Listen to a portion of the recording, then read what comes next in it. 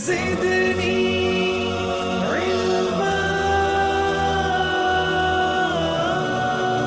अस्सलाम वालेकुम व्यूअर्स, कैसे हैं आप? आई होप कि आप सब खैरियत से होंगे। मेरी दुआ है कि आप सब खुश रहें, आबाद रहें। व्यूअर्स, इस वीडियो में मैं आपको ये बताऊंगा कि आप विदाउट बैटरी अगर अपने फ्रिज को चलाना चाहते हैं तो वो कैसे चलाएंगे, अगर बैटरी के साथ चलाना चाहते हैं तब कैसे चलाएंगे, कौन कौन से फ्रिज की ऑप्शंस मार्केट में मौजूद हैं, कौन सा फ्रिज जो है वो सोलर पे चलाना ईजी होता है, यानी उस पर कम खर्चा आता है, और कौन से ऐसे फ्रिजेज़ हैं जिनको चलाने में ज़्यादा एक्सपेंस आता है। हम एक्सपेंस का भी साथ साथ जिक्र करेंगे, साथ साथ आपको प्राइसेस भी बताऊंगा, और साथ साथ आपको ये बताऊंगा कि मार्केट में कौन कौन से टाइप के फ्रिज जो है वो हमारे पास ऑप्शन मौजूद है। और ये भी बताऊंगा कि अगर आप इसको 24 घंटे चलाना चाहते हैं इन फ्रिजेस में से किसी फ्रिज को, तो फिर उसका क्या तरीकाकार होगा। ये सारी की सारी बातें हम इस वीडियो में डिस्कस करने जा रहे हैं। तो चलिए शुरू करते हैं। सबसे पहले मैं आपको ये बताऊंगा कि मार्केट में जो है वो फ्रिजेस की कौन कौन सी टाइप्स मौजूद हैं। लेकिन अगर हम बात करें तो मैं जो फ्रिजेस की टाइप्स हैं उनको 3 हिस्सों में तकसीम कर देता हूं ताकि आपको समझने में आसानी हो जाए। एक जो फ्रिज की टाइप है वो है 12 वोल्ट्स के रेफ्रिजरेटर्स हैं, यानी कि जो मुकम्मल 12 वोल्ट के ऊपर काम करते हैं। इसके अलावा जो दूसरे टाइप की जो फ्रिज हैं उसे हम कहते हैं डीसी इन्वर्टर फ्रिजेस, यानी डीसी इन्वर्टर टेक्नोलॉजी के साथ जो आ रहे हैं। और तीसरी जो नॉर्मल जो है वो है एसी फ्रिज। एसी फ्रिज का मतलब है नॉर्मल जो आम तौर पे हमारे घर में यूज़ होते हैं। तो व्यूअर्स, हमने थोड़ा सा एनालिसिस करना है, पावर को स्टडी करना चाहते हैं कि ये कितनी पावर लेते हैं, ये कितनी पावर लेते हैं, और ये वाले टाइप के फ्रिज कितनी पावर लेते हैं। अगर इनको हम सोलर पे चलाना चाहते हैं तो उसका क्या तरीकाकार है, इसको सोलर पे चलाना चाहते हैं तो उसका क्या तरीकाकार है, इसको सोलर पे चलाना चाहते हैं उसका क्या तरीकाकार है। अगर हमें इन सब बातों को पता होगा तो फिर हमें जब हम फ्रिज अगर नया परचेज करना चाह रहे हैं तो फिर हम इन तीनों में से चॉइस कर सकते हैं। हर घर की ज़रूरियात डिफरेंट होती हैं, क्योंकि बाज़ घर ऐसे हैं जहाँ पर ये फ्रिजेस सूट करते हैं क्योंकि उनको जो है कूलिंग जल्दी चाहिए होती है। अब मैं इन तीनों का कंपैरिजन करूंगा, वन बाय वन मैं तीनों का कंपैरिजन करूंगा। हम हर एक की लिमिटेशंस के ऊपर बात करेंगे कि तीनों की क्या क्या खामियां, क्या क्या खूबियां हैं, इन सब बातों को हम देखेंगे। तो सबसे पहले मैं आपको 12 वोल्ट फ्रिज के बारे में बताता हूँ कि 12 वोल्ट का जो फ्रिज होता है इसको आप बैटरी पे भी चला सकते हैं, यानी कि 12 वोल्ट की जो बैटरी होती है, छोटी बैटरी, उससे भी आप इसको ऑपरेट कर सकते हैं। यानी कि तकरीबन 20-35 एम्पेयर की बैटरी हो गई, फॉर एग्जांपल 50 एएच की बैटरी, 72 एएच की बैटरी, उन सब से ये 12 वोल्ट का फ्रिज चल सकता है। ये 12 वोल्ट 6 एम्पेयर पे भी चलने वाले छोटे फ्रिज मौजूद हैं। उसका नाम एसीडीसी फ्रिज उन्होंने रखा हुआ है। बिल्कुल छोटा फ्रिज है, लाइन कंपनी का फ्रिज है, और कराची में ये कंपनी ऑपरेट कर रही है, और इसके अलावा बाकी शहरों में भी वो डिलीवरी जो है वो देते हैं। उस छोटे फ्रिज की जो कीमत है वो तकरीबन 40,000 के करीब होती है। 220 वोल्ट की सप्लाई से चलाना चाहें तो अडोप्टर लगा के चला सकते हैं। अगर सप्लाई पे नहीं चलाना चाहते, सोलर पे चलाना चाहते हैं, तो सोलर से डायरेक्ट नहीं चलाना बल्कि सोलर के साथ एक छोटी सी बैटरी लगा के इसको चलाना है। यानी कि एक चार्ज PWM चार्ज कंट्रोलर लगाया, एक आपने पैनल लगाया, और उसके साथ आप उसको चला सकते हैं। अब सवाल ये है कि जो 12 वोल्ट का फ्रिज है कितने पैनल पे चलता है। 12 वोल्ट का फ्रिज जो है वो अगर डे टाइम में चलाना हो तो 150 वाट के एक पैनल पे भी चल जाता है, यानी कि 150 वाट का अगर आपके पास सिर्फ एक पैनल हो तो ये फ्रिज चल सकता है। यानी कि देखें, आपने सिर्फ एक 150 वाट्स का पैनल लगाना है, और यहाँ पे आपने PWM चार्ज कंट्रोलर लगाना है, और यहाँ पे आपने एक बैटरी लगानी है छोटे साइज़ की, कोई भी स्मॉल बैटरी लगानी है। तो यहाँ पर आपने बैटरी के कनेक्शन बैटरी के कर देने हैं, और यहाँ पे जो सोलर के कनेक्शन हैं वो सोलर से कर देने हैं, प्लस माइनस, पहले बैटरी के कनेक्शन फिर सोलर के कनेक्शन, फिर लोड जो है वो आपने इस फ्रिज के साथ कर देना है जो 12 वोल्ट का फ्रिज है। ये अगर छोटे साइज में जैसे बताया कि तकरीबन 40,000 की प्राइस में ये कराची में मिल रहा है, फिर आपको जो है वो इसकी जो बिल्टी चार्जेस पे करके आप अपने सिटी में इसको मंगवा सकते हैं। ये छोटे साइज़ का फ्रिज है। अगर इसमें बड़े साइज़ की बात करें तो उसकी प्राइसेस ज़्यादा हैं, यानी कि उसकी प्राइसेस तकरीबन जैसे एक कंपनी का नाम आपको बताता हूँ। एक तो मैंने आपको लाइन कंपनी का जिक्र किया। जो ये छोटे फ्रिज, स्मॉल फ्रिज की अगर बात करें तो लाइन कंपनी इसको बना रही है, ठीक है। कोशिश करूंगा मैं इन सब के नंबर्स जो हैं वो डिस्क्रिप्शन में दे दूं, अगर आप परचेज करना चाहें डायरेक्टली इनसे बात करके इनसे ले सकते हैं। छोटे जो फ्रिज हैं इनकी पावर कंजम्पशन कम होती है, मतलब इनकी जो पावर कंजम्पशन है वो तकरीबन 70 वाट्स तक होती है। ये डीसी पावर जो है 70 वाट्स के ऊपर ये फ्रिज ले रहा होता है, तभी ये बैटरी पे भी चल जाता है, अडॉप्टर पे भी चल जाता है, और सोलर से जो है वो भी आप इसको बैटरी चार्ज करके चला सकते हैं। मतलब तीनों ऑप्शन मौजूद हैं। सोलर नहीं है तो बैटरी पे चला लें, बैटरी भी नहीं है, सोलर भी नहीं है तो अडॉप्टर पे चला लें। तो अगर आप इसको चाहते हैं कि सोलर पे 24 घंटे फ्री कर लें, उसका भी मैकेनिज्म मौजूद है, वो भी आप कर सकते हैं। प्राइस जैसे मैंने बताया 40,000 से स्टार्ट है कराची में। एक थोड़े से मतलब अगर आप बिग साइज़ की बात करें, बिग साइज़ का मतलब है जैसे 10 क्यूबिक फीट का, 10 क्यूबिक फीट का अगर आप लेते हैं, ठीक है, या 8 क्यूबिक फीट का ले लेते हैं, तो 8 से 10 अगर क्यूबिक फीट का अगर आप लेते हैं तो उसकी प्राइस तकरीबन 1,10,000 से लेकर 1,20,000 के दरमियान में कहीं पे भी आपको ये मिल सकता है। ठीक है, 12 वोल्ट का जो फ्रिज है, ये कौन सी कंपनी बना रही है? ये जी हाई पावर सोल्यूशन, HPS आप लिखेंगे हाई पावर सोल्यूशन तो ये आपको मिल जाएगा। इंटरनेट पे आप गूगल पे लिखेंगे हाई पावर सोल्यूशन, और ये 8 से 10 क्यूबिक फीट का, जो कि तकरीबन 100 वाट के करीब बिजली कंज्यूम कर रहे हैं। यानी AC वाट्स जो हैं इसके वो 100 वाट्स हैं। मतलब एक जो पंखा होता है ना, जैसे एक फ़ैन होता है हमारे घर में जो 220 वोल्ट का लगा होता है, वो 100 वाट पे चल रहा होता है। तो ये जो फ्रिज होते हैं ना बड़े साइज़ के 8 से 10 क्यूबिक फीट के, ये भी 100 वाट ही ले रहे होते हैं। तो इसको अगर आप सोलर पे चलाना चाहते हैं, इसका तरीकाकार ये होगा कि जैसा पंखे को चलाने का तरीकाकार होता है कि आप अगर फॉर एग्जांपल 150 वाट के पैनल यूज़ कर रहे हैं तो मैं रिकमेंड करूँगा कि अगर डे टाइम में चलाना है तो 150 वाट के आपको 2 पैनल लगाने पड़ेंगे। अगर थोड़ा नाइट में अच्छा बैकअप चाहिए तो बजाय 150 वाट के पैनल लगाने के आप 380 वाट के, यानी कि बड़े साइज़ का फ्रिज चलाने के लिए 380 वाट के आप 2 पैनल लगा लें। डे नाइट चल सकता है, मतलब दिन के वक्त भी चल सकता है और रात के वक्त भी चल सकता है। अब आप आते हैं DC इन्वर्टर फ्रिज की तरफ। अच्छा, अब इनकी प्राइसेस जो हैं वो 1 लाख से स्टार्ट हैं, फिर जो साइज़ बढ़ता जाएगा तो फिर वो प्राइसेस बढ़ती जाती हैं। 1,20,000, 1,40,000, 1,50,000, इस तरह इनकी प्राइसेस हैं साइज़ के हिसाब से। अच्छा, अब DC इन्वर्टर जो है ना काम कैसे करता है? ये इनिशियल टॉर्क नहीं लेता। जैसे अगर आप इधर देखें, ये इनिशियल टॉर्क लेते हैं। ये वाले जो फ्रिज होते हैं ना 220 वोल्ट पे डायरेक्ट चलने वाले, जो आम तौर पे हमारे घरों में लगे हुए हैं। अब ये जो है इसका प्रॉब्लम ये है कि इसका हाई करंट, जब इसको हम स्टार्ट करते हैं, ये हाई करंट स्टार्ट में लेता है। इसका स्टार्टिंग टॉर्क बहुत ज़्यादा होता है, स्टार्टिंग करंट बहुत ज़्यादा होता है। तकरीबन 6-6.5 एम्पियर के करीब ये स्टार्टिंग टॉर्क ले लेता है। डिपेंड करता है कितने साइज़ का फ्रिज है, लेकिन उसके बाद ये वापस आ जाता है। यानी कि तकरीबन 200 वाट पे, 180 वाट पे फिर आके ये स्टेबल हो जाता है। तो यही वजह है कि ये वाले जो आमतौर पे जो बड़े हमारे घर में फ्रिज लगे हुए हैं नॉर्मल साइज़ के 220 वोल्ट वाले, उसको हम UPS पे नहीं चला सकते। आपने देखा होगा घर में जो UPS की हमारी वायरिंग हुई हुई है तो सिर्फ पंखे और लाइट्स के लिए हुई हुई है। ज़्यादा से ज़्यादा आप उसके ऊपर एक टीवी चला सकते हैं, LED चला सकते हैं छोटे साइज़ की। तो ये नहीं, आप उसके ऊपर हैवी लोड नहीं डाल सकते UPS के ऊपर। तो UPS के ऊपर जो है वो ये फ्रिज अमूमन इसलिए नहीं चलते कि इसका इनिशियल टॉर्क, इनिशियल करंट की वजह से नहीं चलता, वरना बाद में इसके जो वाट्स होते हैं वो तकरीबन 180 वाट्स के करीब ही आके स्टेबल भी हो जाता है। मैं एक एवरेज साइज़ के फ्रिज की बात कर रहा हूँ और एवरेज बात कर रहा हूँ मैं, हर एक का ये डिफरेंट है। जब हम सोलर की बात करते हैं कि सोलर पे इस फ्रिज को आमतौर पे जो हमारे घरों में फ्रिज हैं इसको सोलर पे कैसे चलाएं, ठीक है, UPS पे तो नहीं चला सकते, सोलर पे कैसे चलाएं। जब सोलर की बात करते हैं तो फिर हम कहते हैं कि जी कम से कम इसको चलाने के लिए हमें 1.5 किलोवाट का इन्वर्टर तो लाजमी चाहिए होता है। जैसे कि मैंने आपको पहले भी बताया था कि ज़्यूनिक कंपनी का एक इन्वर्टर था जो मैंने आपको बताया था 1.5 किलोवाट का था, और वो था एम सीरीज़ का, ठीक है, VM3 Pro। फिर आप में से कुछ लोगों ने कमेंट्स में कहा कि ये ज़्यूनिक का जो मॉडल है ये अब मार्केट में शॉर्ट है, तो इसका कोई मुतबादिल इन्वर्टर बताएं। अब ये तो है सिंगल बैटरी पे चलता है और एक फ्रिज को भी ये चला सकता है, ठीक है।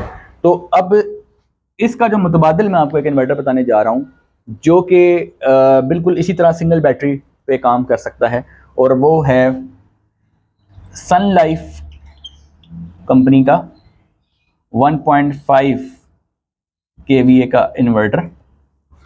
इसमें 80 एम्पेयर्स का MPPT बिल्ट इन लगा हुआ है, और ये जो है वो आपको ऑलमोस्ट, ये वाला जो इन्वर्टर है ये 65,000 के करीब मिल जाता है। इसकी प्राइस भी तकरीबन इतनी ही थी। ये भी सिंगल बैटरी पे चलता है, ये भी सिंगल बैटरी पे चलता है। ये दोनों जो है आपके घर का जो नॉर्मल फ्रिज है वो चला सकते हैं। अब है बगैर बैटरी के कैसे चलाएं इस फ्रिज को, ये जो आपके घर में है, इसको बगैर बैटरी के अगर चलाना है तो आपको 3 किलोवाट के इन्वर्टर पे जाना पड़ेगा। और 3 किलोवाट का जो इन्वर्टर है अब वो आपके पास इस कंपनी में भी मौजूद है और इस कंपनी में मौजूद है और भी कंपनीज में मौजूद है। मैक्स सीरीज का इन्वर्टर आपको बता चुका हूँ, 3.2 kVA का मैक्स सीरीज़ का इन्वर्टर है, उसके साथ इसको बगैर बैटरी के चला सकते हैं। यानी डे टाइम में अगर आप चाहते हैं कि इसको खाली चलाना है, सोलर से आप फ़ायदा उठाना चाहते हैं सुबह से लेकर शाम तक, तो फिर आप बगैर बैटरी के इसको 3 किलोवाट के ज़्यूनिक के 3 किलोवाट जो आपको बताया 3.2 किलोवाट मैक्स सीरीज़ का इन्वर्टर जो है 3.2 केवीए का, वो लेके आप बगैर बैटरी के फ्रिज को चला सकते हैं।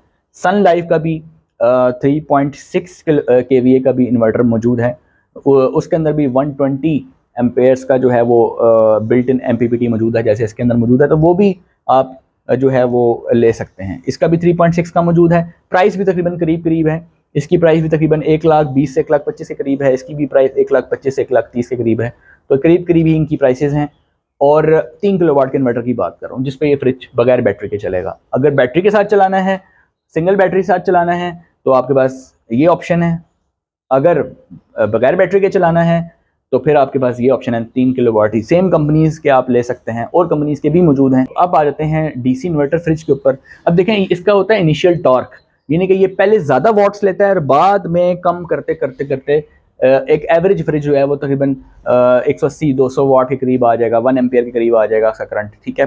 तो यानी कि आप ये देखें कि ये पहले ज़्यादा लेगा बाद में कम लेगा, इसका थोड़ा सा उल्टा सीन है।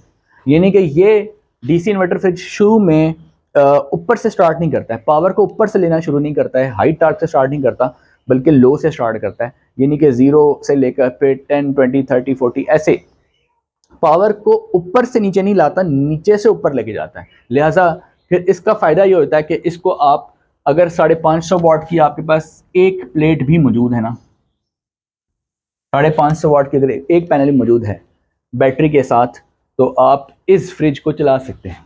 मतलब इसकी पावर जो है वो 0 से स्टार्ट करके ऊपर की तरफ जाती है, यानी कि इसकी पावर जो है वो समझें लो पावर से ये हाई की तरफ जा रहा है और मैक्सिमम 130 वाट पे एवरेज साइज़ का अगर आप इस पे इसकी एनर्जी मीटर लगा के चेक करेंगे तो 130 वाट, 140 वाट, 120 वाट, यानी कि तकरीबन इतने ही वाट ले रहा होता है, जो तकरीबन 100 से 150 वाट के बीच में।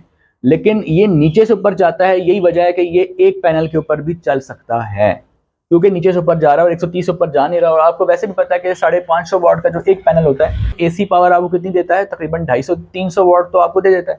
अगर 250 से 300 वाट अगर आपको ये देने की सलाहियत रखता है, तो 130 वाट का फ्रिज तो इस पर आराम से चलना चाहिए, क्योंकि इसको इनिशियल टॉर्क भी नहीं मिल रहा, ठीक है। तो इसलिए चूंकि नीचे से ऊपर जा रहा है, अगर ये झटका लगा के यहाँ तक पहुँचता, यानी कि हाई पावर से नीचे की तरफ आता, तो फिर ये एक पैनल पे नहीं चल सकता था। ये तो इसका एक फ़ायदा तो ये हो गया कि ये इस पर चल सकता है। अब प्राइस की अगर बात करते हैं तो इसकी प्राइस ज़्यादा है इससे, मतलब आपको तकरीबन 15-20 हज़ार का फ़र्क मिलता है। अगर नया फ्रिज लेते हैं तो अगर आपको ये फ्रिज 1 लाख का मिलेगा तो ये 1,20,000 का मिलेगा, तकरीबन फ़र्क है उसमें, इसकी प्राइस ज़्यादा है। फिर अगर हम इसकी ड्यूरेबिलिटी की बात करें, फिर आगे पार्ट्स की बात करें, फिर आगे तो फिर जो ये नॉर्मल फ्रिज होता है ना, इसकी रिपेयरिंग आसान होती है, कॉस्टली नहीं होती। फिर इसमें इसकी सर्किटरी कॉम्प्लेक्स नहीं होती, क्योंकि इसमें डीसी कोई सर्किट लगा हुआ ही नहीं है, इसमें सारी कंप्रेसर की गेम है और स्टेबलाइजर की गेम है। इसमें स्टेबलाइजर लगा हुआ है बाहर की तरफ और अंदर कंप्रेसर लगा हुआ है। यहाँ पे अगर हम देखें तो यहाँ का जो कंप्रेसर है वो AC DC प्रिंसिपल पे काम कर रहा है, तो इसकी सर्किटरी AC टू DC जा रही होती है, लिहाजा वहाँ पर जो है कोई ना कोई फॉल्ट आने का चांस होता है।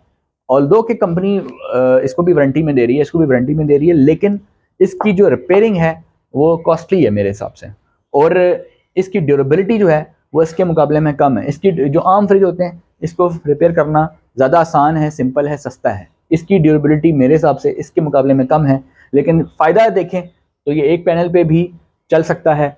और इसको चलाने के लिए एक पैनल नहीं, बल्कि कम से कम अगर आप ज़्यूनिक का फॉर एग्जांपल ये वाला इन्वर्टर यूज़ करते हैं तो ये 450 वाट के 4 पैनल इसके साथ लगाने पड़ते हैं, तब जाके ये जो है वो फ्रिज जो है वो चलता है। क्योंकि अगर आप 450 वाट के 4 पैनल लगाएंगे, यानी तकरीबन 1800 वाट तक यहाँ पे बनाएंगे, तो 1000 वाट बनेगा, 1000 वाट या 1200 वाट बनेगा। जब 1000-1200 वाट बनेगा, बैटरी की सपोर्ट के साथ, बैटरी भी साथ होनी चाहिए, फिर जाके इनिशियल जो जर्क होगा वो इसको बर्दाश्त कर पाएगा। ये एक पैनल पे नहीं, कम से कम 3 से 4 पैनल पे फ्रिज जो है वो चलाया जाता है इनिशियल टॉर्क की वजह से। तो यहाँ पे अगर 3 से 4 पैनल चाहिए होते हैं और यहाँ पे एक पैनल चाहिए होता है, ये तो इसका फ़ायदा हो गया, लेकिन प्राइस ज़्यादा है। फिर अगर आप इधर आ जाएँ तो ये जो ऑप्शन है आपके पास, यानी कि देखें अब हम बात करते हैं कि अब हम चूँकि एनर्जी क्राइसिस है और आपको पता है कि इलेक्ट्रिसिटी की कॉस्ट जो है वो कहाँ से कहाँ जा चुकी है। अब हमने खुद ऐसी चीज़ें अपने घर में इंस्टॉल करनी हैं, सोचना है इसके बारे में कि जो चीज़ें ज़्यादा वाट्स लेती हैं उसका कोई हमें अल्टरनेटिव चाहिए, कोई मुतबादिल हमें चाहिए कि अगर हम वो यूज़ कर लें तो हमारी एनर्जी कम लगे, हमारा बिजली का बिल कम आए। जैसे मैं फ़ैन्स के बारे में बताता रहता हूँ कि 220 वोल्ट्स का फ़ैन जो है वो रिप्लेस करके आप AC/DC फ़ैन लगा लें। इसी तरीके से आप जो है वो घर की जो एनर्जी सेवर्स हैं LED बल्ब लगा लें। LED बल्ब से बेहतर DC बल्ब भी लगा सकते हैं। वाटर पम्प्स हैं वो भी आपको मिल जाएंगे 12 वोल्ट्स के ऊपर।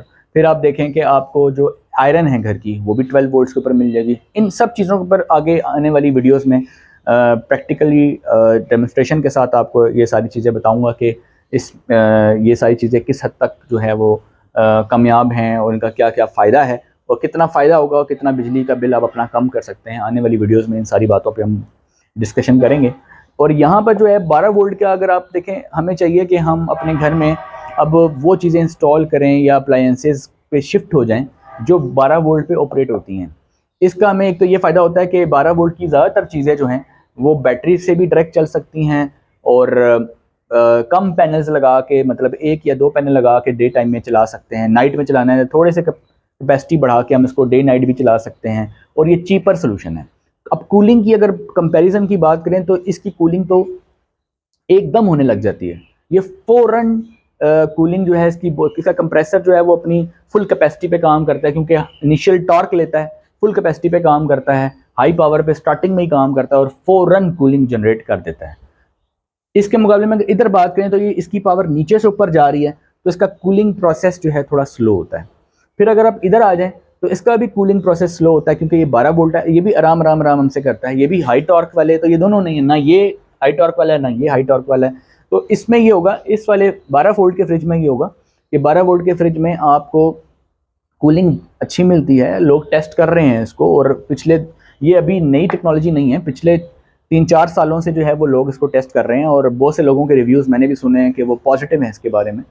आप लोगों को ये चाहिए कि आप अपने घरों में ऐसी अप्लायंसेस को लेकर आएँ जो सोलर पे कम खर्चे पे चल सकें, कम बजट में चल सकें और बिजली का बिल भी जो है उससे खातिर ख्वाह जो है वो देखने में आए। अगर आप अपने बिजली का बिल कम करना चाहते हैं, आपका बजट भी कम है और बिजली का बिल भी कम करना चाहते हैं तो फिर आपके पास इससे बेहतर कोई ऑप्शन नहीं है।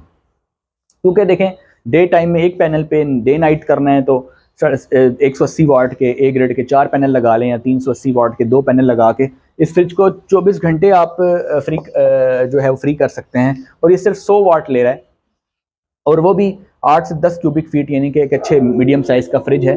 तो ये बहुत अच्छी ऑप्शन है आपके लिए। और इसका छोटे साइज़ में अगर आ जाएँ, अगर आप आपके छोटा घर है तो फिर आप स्मॉल साइज़ का 40,000 के करीब ये इसकी प्राइस है। और जैसे आपको मैंने सारे बताया कि 70 वाट्स पे चलता है और कूलिंग भी अच्छी देता है। फ्रिज एक ऐसी चीज़ है जो आप एक जो छोटा घर होता है, एवरेज घर होता है, उसमें पंखे, लाइट्स, फ्रिज और LED टीवी। पंखे और लाइट्स तो आमतौर पे आप सोलर पे इजीली कर लेते हैं, AC/DC पंखे लगा लेते हैं, DC लाइट लगा लेते हैं। अब जो बिल आपके घर आ रहा होता है वो सिर्फ फ्रिज का आ रहा होता है। तो अगर आप फ्रिज भी इस पे शिफ्ट हो जाएं, इस टेक्नोलॉजी पे जो मैंने आपको बताई है कि 8 से 10 क्यूबिक फीट पे, और एक दफ़ा थोड़ा एक्सपेंस कर लें, यानी कि 1,20,30,000 जितने का भी ये है, तो आप एक दफ़ा एक्सपेंस करेंगे और एक दफ़ा आप जो है वो 4 पैनल 180 वाट के लेके या 380 वाट के 2 पैनल लेके आप इस फ्रिज को जो है वो 24 घंटे के लिए फ्री कर सकते हैं और वापडा के जो है वो भारी बिलों से जो है वो निजात हासिल कर सकते हैं। तो इस वीडियो का मकसद ये था कि आपको फ्रिज का सोल्यूशन देना, क्योंकि आप में से बहुत से लोग कहते हैं जी पंखे और लाइट तो ठीक है, आप सोलर पे बता देते हैं, फ्रिज का ऐसा सोल्यूशन बताएं जो हमारा, क्योंकि फ्रिज जो है वो ज़्यादा बिजली कंज्यूम करता है और 24 घंटे इसने चलना होता है, तो फिर हम उसका सोल्यूशन भी मैंने आपको इस वीडियो में दे दिया है। बाद लोग ऐसे भी करते हैं, आप यूँ भी कर सकते हैं कि अगर आप ये नहीं परचेज़ कर सकते क्योंकि ये थोड़ा एक्सपेंसिव है, फॉर एग्जाम्पल आप ये लेते हैं या आपके घरों में आमतौर पर ये आप ये नहीं ले सकते या ये नहीं लेना चाहते, तो इस फ्रिज को आमतौर पे जिस तरह घरों में बिजली सेव करने के लिए आप बंद भी कर सकते हैं। मतलब आपने कूलिंग कराई 2-3 घंटे के लिए, इसको बंद कर दें, फिर बाद में ऑन कर लें, 2-3 घंटे आपकी बिजली बच गई। अगर आप इन दोनों के वाट्स में देखें तो कुछ बहुत ज़्यादा फ़र्क नहीं है, थोड़ा सा फ़र्क है। इसके अलावा अगर आप इसको एक फ्रिज एवरेज साइज़ का ये ले लें और एक फ्रिज एवरेज साइज़ का ये ले लें, तो इसमें ये देखा गया है, बाद लोगों ने एक्सपेरिमेंट किया है कि ये 2 घंटे ज़्यादा चलता है, यानी सेम वाट्स कंज्यूम करके ये एक दिन में 2 आवर्स का बेनिफिट आपको देता है, 2 घंटे ज़्यादा चलता है बस। अगर ये 2 घंटे ज़्यादा चले, इवन के 3 घंटे भी ज़्यादा चले, तो आप यही फ्रिज इस्तेमाल करके 3 घंटे इसको बंद रखें, तो बात तो वहीं आ गई।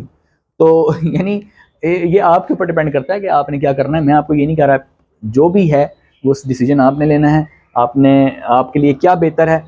मैंने आपके सामने एनालिसिस रख दिया है, आपके सामने प्राइसेस भी रख दी हैं, आपके सामने एनालिसिस भी रख दिया है। सोलर पे चलाने के लिए कितना एक्सपेंस होगा इसका भी थोड़ा सा आइडिया आपको, 3 किलोवाट का इन्वर्टर आपको खुद पता है कि किस प्राइस में, तो थोड़ा सा प्राइसेस का भी आपको आइडिया दे दिया है। डिसीजन आप खुद ले सकते हैं। चैनल पे अगर आप नए हैं, चैनल को जरूर सब्सक्राइब करें, दूसरों के साथ वीडियो को ज़्यादा से ज़्यादा शेयर करें, ताकि ये सोलर की जो नॉलेज है ये एक आम आदमी तक पहुंच सके।